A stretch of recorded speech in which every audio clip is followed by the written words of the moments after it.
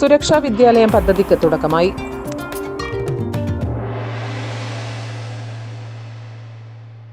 പയ്യന്നൂരിന്റെ വെങ്കലപ്പെരുമയും തഞ്ചാവൂരിന്റെ ശില്പചാതുരിയും ഇവിടെ സമന്വയിക്കുന്നു.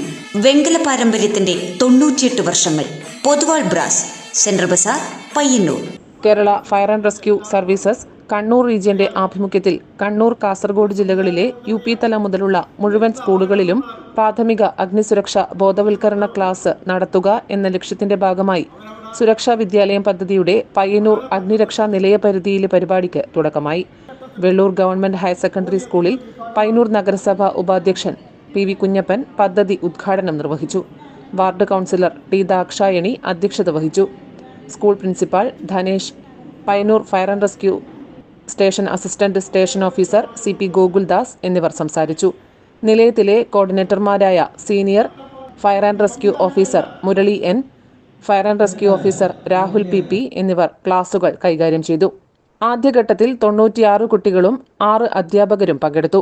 8 ടീമുകളെ സജ്ജമാക്കി പ്രത്യേകം പരിശീലനവും മാർഗനിർദ്ദേശവും നൽകി.